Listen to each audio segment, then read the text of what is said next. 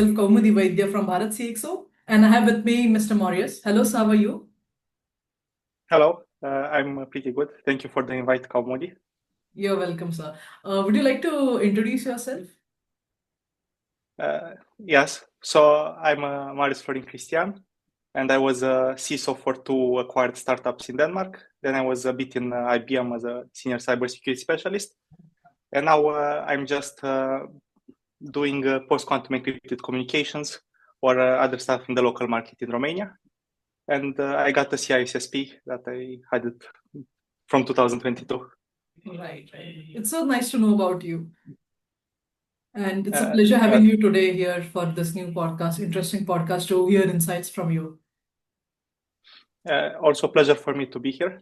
So I kind of looked up what Bharat is doing. So apparently, it's like an initiative towards digitalization, but you specifically towards the cybersecurity in India. I Yes, think yes. it's a It's market with huge potential. Yeah, it's basically we are spreading awareness regarding cybersecurity among the masses, just so that people will know about this, and people like normal common people can also be aware of the cyber attacks and everything. Okay, so boiling down, we will just start with our session. So firstly, I would like to ask you, can you share a turning point in your career where you truly realized how critical cybersecurity is? So, like, I'm trained as a computer scientist, and the idea is, you work with computers always. But when I joined the first startup, usually the priority was build a product, try to sell it. But it was selling to businesses in the crisis management. And it was a lot of questions from the people, but is it secure enough? What happens? We'll use it. What if it fails? It's people's lives. It's a crisis. Maybe it's a fire, maybe a terrorist attack. So then I actually started looking at it and applying the same engineering practices to explain and make sure that the product doesn't crash, and when you're part of the supply chain of the organization, that you can trust it. Because at the end of the day, what is cybersecurity? It's a trust business where you try to make sure that people's lives are safe and their assets, money, they don't get damaged or stolen. Right, So absolutely. What's the most surprising or creative cyber threat you have ever came across? So actually, this one it's funny because a lot of there was in the last years a lot of push to making payments with QR codes, and a lot of little shop owners, they just have a QR code and say we accept it, and there was also drive like Digital India or Unified Payments Interface or Bharat QR to do it, but it's super easy for an attacker to just print their own banking accounts and just stick on top their QR code. So you try to make the payment, you'll do it for the malicious actor. You just send the money where you're not supposed to. So this, Right, in public spaces, it's a bit. You should be aware what is coming with your phone. absolutely. How did your professional journey led you to into the world of cybersecurity? So again, it was kind of a shock therapy, as well, like a small business. We're trying to land a product on the market, and it was a do or die. Like people will not buy you if you cannot prove that they'll not be in the news due to a hack because of you, because they use your product and they integrate with you. So that's how I got into cybersecurity, and I kind of stuck it there and reached technically like expert level because I've been doing it under pressure for a long time. Mhm. Absolutely. Talking about current landscape, from your perspective, what are the top cybersecurity threats which businesses facing today, especially in your region or in India or something related? Uh, so I'm in my region. It's similar to India, but India is like much bigger market and many more people. So Mhm. I'll focus on India. So, like based on government statistics, you have like a lot of micro and small medium businesses, and they actually go even in my region, also around 40% of the GDP. Like it contributes a lot to the economy. But small micro businesses and medium ones, they don't have the same resources as big corporations. So the idea is, according to statistics, around like 12% of these are in India, digitalized, like very mature, so they can actually afford to invest in cybersecurity. But around half, they're semi. So it means, yeah, they might have IT systems, computers, digitalization, but they don't actually take it very serious in terms of risks that it poses to their money or the business. So this means, they'll say, okay, maybe we don't make that much money, but at a scale, it's easy for bad actors to attack them or try to scam them. And when you're like at this level, it kind of really affects you because you're the local player in the community and the people around you. Because if you're out of the business, nobody will be there to provide the service. So it's bad also for society. Mm-hmm. How does India's cybersecurity readiness compare with global standards? So if you talk like about the big companies, they actually are competitive to like the American NIST standards. So the NIST are like the National Institute for Statistics and Technology, and mostly they are like top tier, like in first or second position, or even something like that. But the idea is like for the big ones, they actually most of them have contracts with the American government, so they're pressured to do it. But by doing this, also in the hubs, they are regionally in India, they enforce these cybersecurity protections.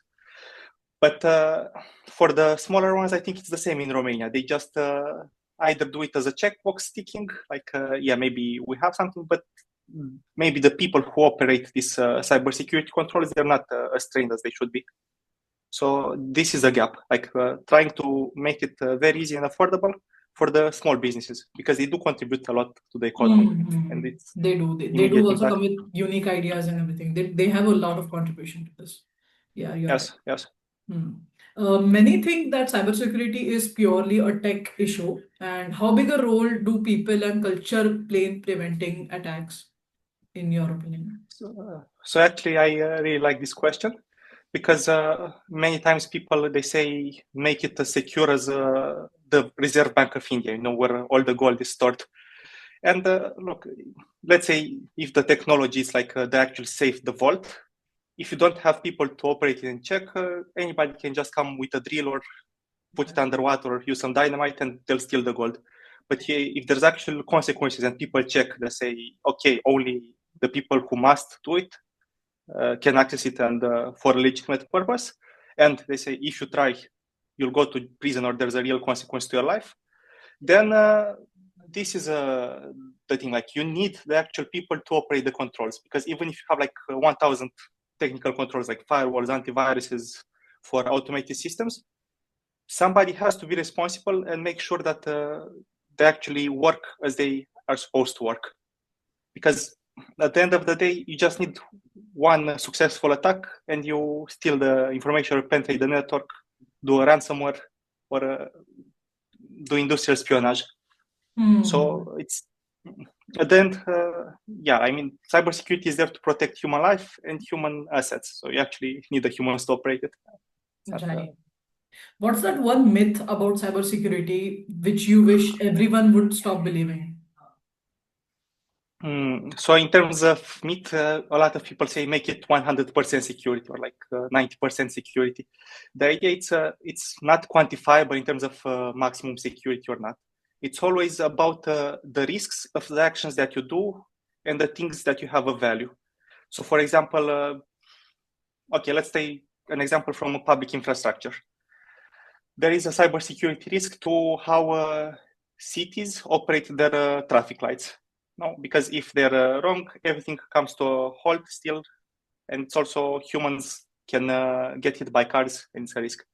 The idea is you can't have it 100% security, because even if it goes out of sync or traffic conditions don't behave as usual, there's a risk.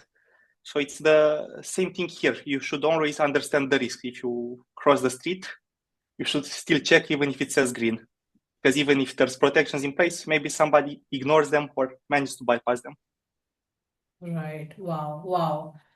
Can you share an example of a successful awareness or a training initiative that actually changed the behavior in the long run?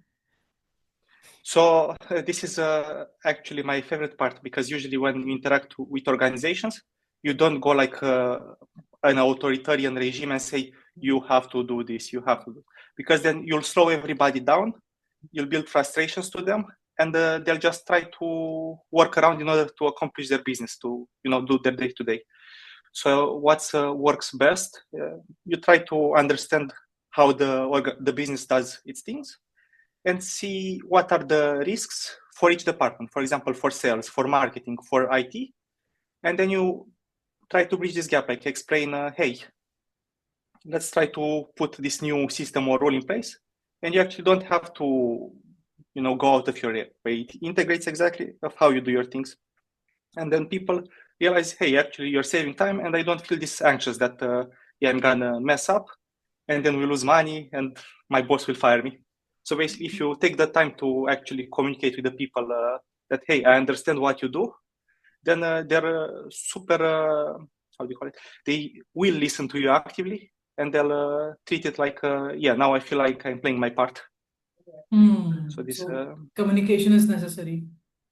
yes, but you have to adapt it to who you talk and understand what they do as part of the business, because you're not gonna do secure coding for marketing or sales. Right, right. Yeah, right. Yeah. How do you balance embracing new innovations with keeping systems secure? So usually if I have the time, I try to go in depth to understand how the new innovation works. But this actually takes a lot of focus and mental power. So I cannot do it for everything. But fortunately, there is this OWASP project, Open Web Application Security Standard. And as soon as a new technologies emerges on the market, they actually have like guides in details, like from the top 10 risks, which is like 2-3 pages, 10 pages, where it explains what's the problem interacting with this technology, how to address it, and why you should. And then they also have bigger reports where they go like maybe 80 pages and they go more in detail. And this is technology agnostic. In the sense, like it does say like a programming language, how to do it. It says like, if there's blockchain, consider this, like think about these questions and how it affects you. If it's LLMs or AI, generative AI, it's the same thing. So usually I just, if I have time, I'll go in depth, but I'm one person, so I consult the OWASP project. And Right, right. So, fantastic. We will just start with our rapid fire questions. So you just have to answer me quickly. In one sentence, what's your golden rule for staying cyber safe? so for cyber safe, don't cede into the pressure. Just take time to check. Yeah, right. What's the one best piece of cybersecurity advice which you have ever received? Same one. Don't buy into fear. Understand the risks. Okay, okay, okay. Got it, got it. Anything else you want to add on this? So on this, still rapid fire. It's okay. At least don't share passwords in public. Don't keep. Yeah, right. Well, what's that one mindset shift employees need to make in order to better protect their organization? Okay, so employees should always think about like this. If something is suspicious or they're not confident, they should report it and talk about it open. Because if you make Right. the other people aware, somebody will investigate. Right, right, right. So we will add some spice of AI in this. So let's talk about cybersecurity and AI. AI is transforming industries everywhere. How do you see it changing cybersecurity? So I think here it's like a two-edged sword, because as a defensive mechanism, you have this firewall rules that usually employ some sort of AI before the LLMs and the GPTs to actually, they monitor traffic and they say something is suspicious, raise an alarm. If something very suspicious, they'll block it. But now with GPT, the entry barrier is much easier, and it's actually faster to scan for vulnerabilities. So maybe a lot of low-level attacks will start supersaturating the defenses. Maybe from these low-level attacks, somebody might actually put more time to see the low-hanging fruit and what's an attack vector. So basically, it made it easier for people to go into offensive security or malicious security. And in defensive, it's the same people. You don't have infinite resources to protect against the whole world. So maybe it will be more burnout. Yeah, right. Which things worries you more? AI being used to defend system or AI being used by the attackers? So as I said, like AI has been used for defense system for like more than 10 years. But now the entry level for attackers, it's much easier to generate attack scripts without deep knowledge. So I think now the shift and the money is using AI for attack. Right. Like that's Can you share an example where AI has helped improve security in your organization? So we usually had like cloud deployments, and we always used like intrusion detections and intrusion prevention systems, where they usually have classical machine learning. I mean, classical machine learning before GPTs that monitor the traffic and our rules. And if there were violations or something that it was something different from the norm, then it will raise alarms. So I do not like me. I never had time to check like 1 million logs per month. But if something was suspicious, it's easier to just check 3, 4 and reason from there.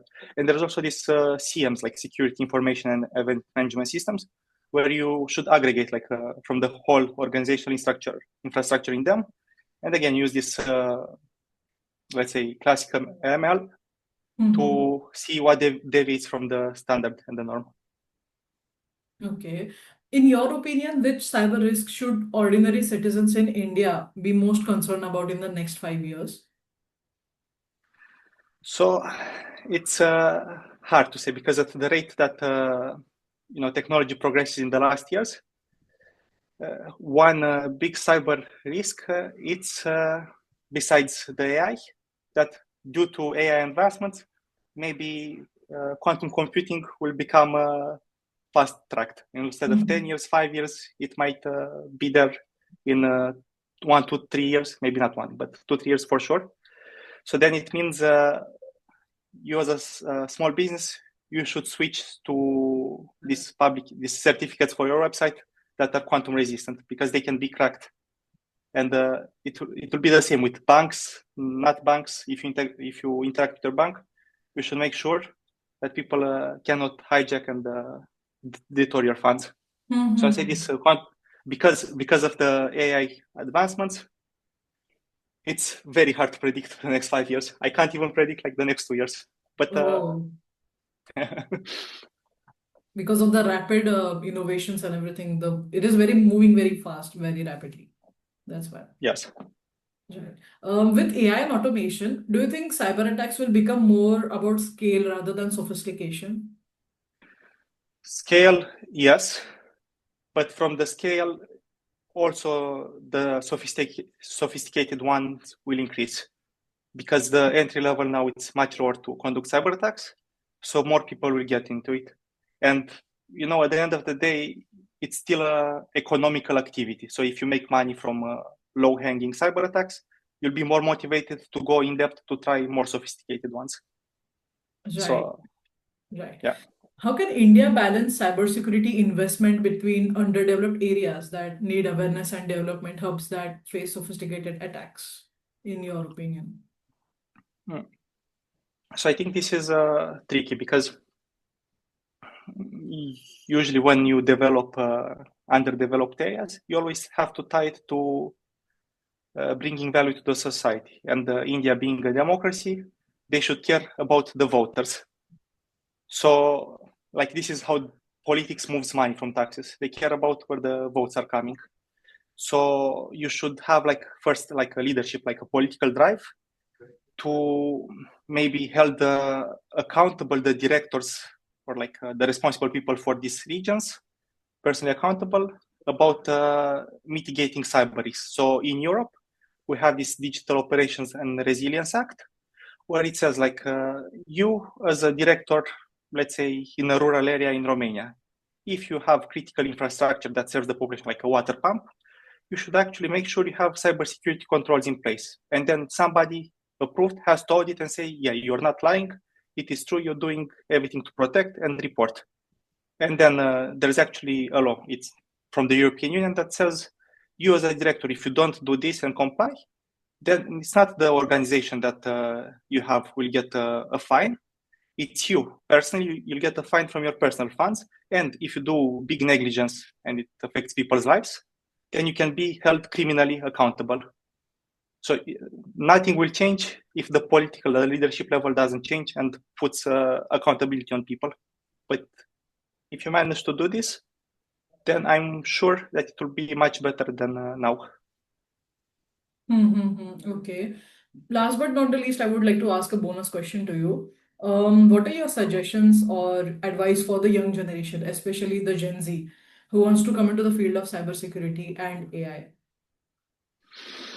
Oh, so this is very hard. It's mostly because now entry-level jobs, now it seems everybody wants to cut costs and they do not want to hire juniors. They just say, you maybe middle cybersecurity, just use AI and treat it as a junior. So this is hard because in a few years you'll not have trained people to be the middle age seniors because no people age. So I will say, I think a great success, I mean, it's a bit unconventional, but maybe it will help entry-level people, is to try to partner with these small and medium enterprises, because they don't have a big budget, so they can actually penetrate. For example, if you see a shop in your neighborhood, they use Windows to process payments or interact. Maybe offer to install a free antivirus for them or set up a firewall. So this you already gain practical experience and help the community. People will think, oh, this person knows their stuff. I can vouch for him and recommend. And sometimes they pay. I mean, they don't pay as big as a big corporation, but you start making an income and you actually help the people around you. I think this is the only way, because if you apply, for example, for a big corporation, they already have a big pipeline of talent, and if 1,000,000 people, 1,000 people apply for one position, it's just luck. It's just luck. Right. So the young people should mostly work on their skills, right? Yes, like start. So it's also in terms of like the business mindset. Try to bring value to the people around you in the community. And if you want cybersecurity, you should focus value in the cybersecurity, right? Because it's the people you interact with. If somebody in your apartment building gets hacked and you actually connect with them to share movies, you might get a bad file. Right. Okay, that's it then. It was a wonderful podcast with you. Thank you so much for all the insights and everything. I hope the listeners must be getting very intrigued by this. Thank you so much. Okay, thank you, Moody. So have a nice day, I Have guess. a nice day ahead. Yeah.